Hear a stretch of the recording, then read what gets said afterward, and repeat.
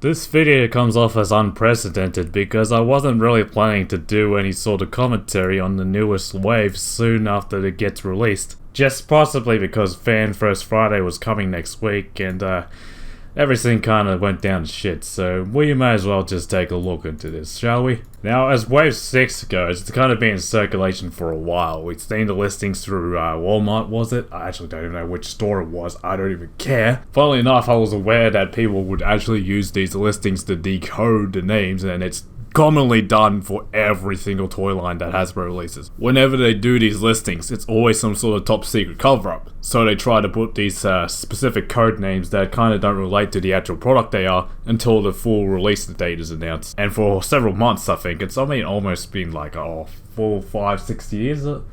5, 6 years? What am I thinking? 5 to 6 months since the first initial announcement. And everyone found these listings, and we were all speculating what it was, and we didn't even know what it was supposed to contain. Or at least, usually what happens with these listings, the listings change, and plans change within Hasbro's inner management, so we don't know that everything will be confirmed, but at least it's given us some sort of confirmation that a Wave 6 is still going on, but we don't know what's in it. Since there was some images that kind of leaked out the other day, and the full row of Wave 6 figures kind of just went on Twitter, and everyone started talking about it. And I have the picture in front of me.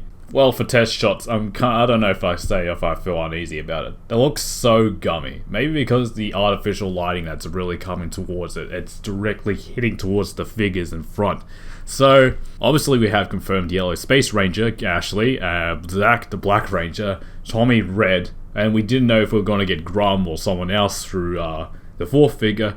It's quite conspicuous that a Green Ranger would be there in the mix. We don't know that Green Ranger was going to be in Wave 7, but they put it in Wave 6, and coincidentally enough, being the 6th Ranger, it's Wave 6, we're not seeing really any connections here.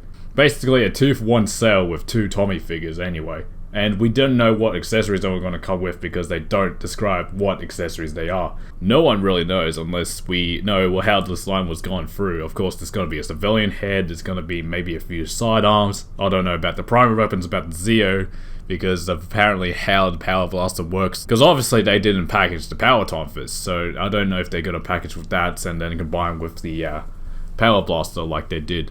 I think it was I don't know what it was called. I don't actually remember what the sidearm name was, so bear with me on this one here. Obviously, the Mighty Morphin Black doesn't have a painted belt very well. The buckler is kind of unpainted, and that kind of leads to some questions there, whether this was intentional or part of the test shot that was actually released to the person who actually taken photos of it. Green Ranger still has no neck. Obviously, it doesn't have the silver stripe that the original figure had. The Fighting Spirit, the first release. Everyone started cobbling up their own Fighting Spirit Green Rangers and started to removing the stripes and then trying to change over the holsters. And they tried to paint the buckles as well. I was not willing to take that sacrifice to cobble up a Green Ranger from a 2-pack. That already costed $80 from where I'm living at.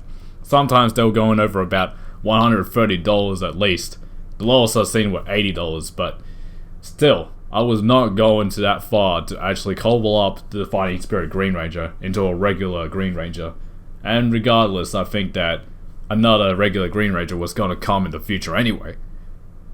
Yellow Space Ranger seems to be less defending than the rest. Possibly because this is probably the most natural of the set. The newest one out of the bunch, because we never got any Space Rangers in the Lightning Collection.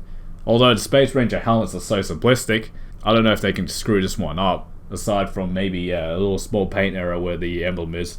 The stripings on the chest is clean enough. Maybe the placement of the white stripes doesn't seem to line up. This happens on every single action figure, I'm not gonna lie. I don't know where the best placement is for those white stripes, but judging by the source material, I guess this is why they were going by this route. Of course, you might come with the Thunder Slinger, the Mega Sniper. I don't know what the equivalent of the Power Rangers version is of the Mega Sniper, and that's about pretty much the only accessories you can give for Ashley. And also a civilian head as well. To be fair, I don't know if this is probably the most disappointing thing that's come out so far of the Lightning Collection. There are plenty of disappointing things. I thought Wave 3 was disappointing. I don't know if this tops it.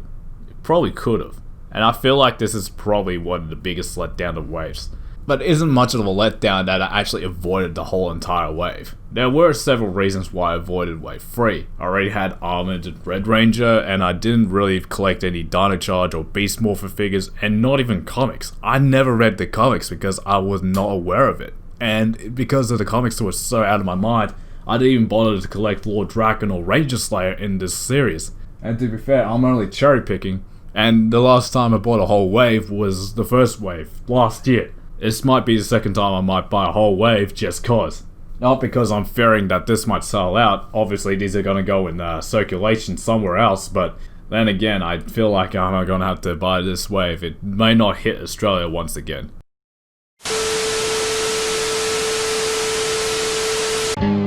Bangkang, oi!